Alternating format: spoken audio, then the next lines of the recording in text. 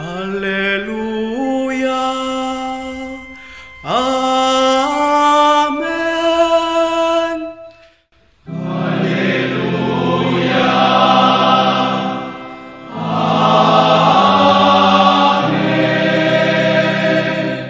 Bien-aimés dans le Seigneur, restez éveillés et priez en tout temps. Ainsi vous aurez la force d'échapper à tout ce qui doit arriver, de vous tenir debout devant le Fils de l'homme. Bien-aimés dans le Seigneur, nous venons de commencer une nouvelle année liturgique, l'année C. Et comme d'habitude, nous commençons cette année avec le temps de l'Avent.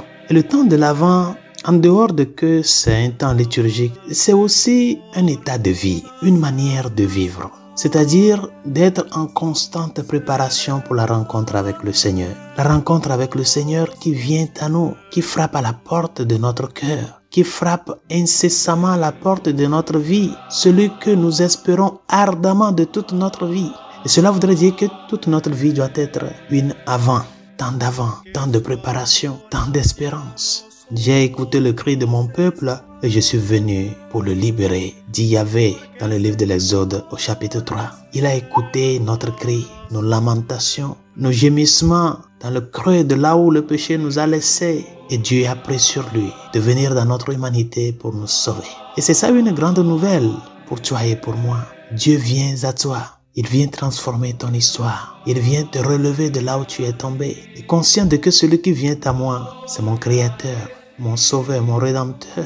Il va falloir se préparer. Il va falloir vivre dans cette attitude d'espérance. Chers amis, j'ai l'habitude de dire que si l'espérance n'y existait pas, le monde allait s'écrouler depuis. L'espérance est une vertu très forte et très profonde. Si aujourd'hui tu te lèves, tu vas au travail avec une résolution, un objectif, et que de par les péripéties de la journée, tu n'as pas pu atteindre tes objectifs, ce qui va te maintenir debout, c'est l'espérance de que demain sera meilleur. Mais sans espérance, chers amis, nous sommes perdus. L'espérance nous donne la joie de ce que nous n'avons pas encore reçu et que nous croyons que nous allons le recevoir. C'est ça la force du christianisme. Et nous l'avons déjà reçu, mais nous espérons le recevoir en plénitude en cœur. C'est pour cela, bien chers amis, le temps de l'Avent doit nous amener à nous formuler une question. Pourquoi espérer en Dieu? Pourquoi espérer Dieu? Quel est le fondement de notre espérance? C'est parce que Dieu nous a fait une promesse. Il nous a promis quelque chose. Pour mieux dire, il nous a promis quelqu'un. Ce quelqu'un qui vient étancher notre soif de bonheur, qui vient te dire, n'aie pas peur, rien n'est perdu, je suis là. Ce que le prophète Jérémie dans la première lecture de ce jour nous rappelle, voici venir des jours, oracle du Seigneur, où j'accomplirai la parole de bonheur que j'ai adressée à la maison d'Israël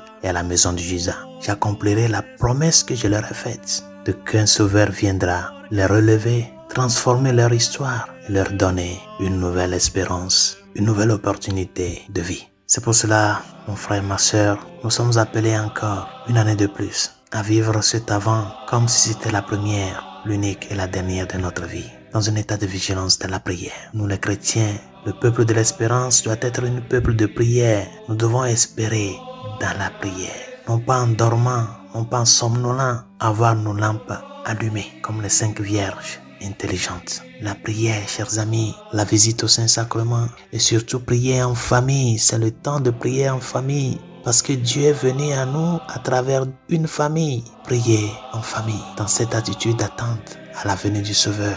La seconde attitude, c'est que cette attente doit être joyeuse. Ce n'est pas une attente de chagrin, mais une attente de joie.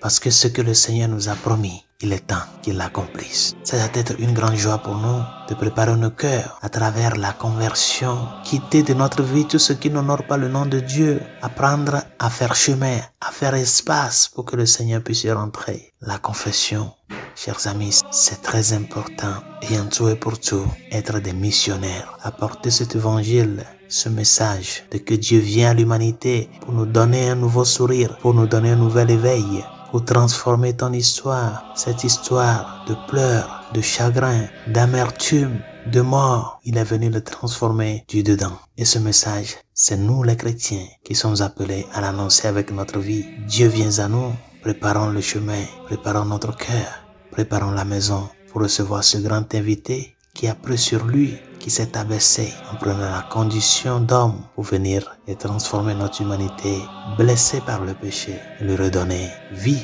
en lui qui est la vie et la vie en abondance. Que sa grâce nous y aide. Bonne journée, Dieu vous bénisse et bon temps de l'Avent.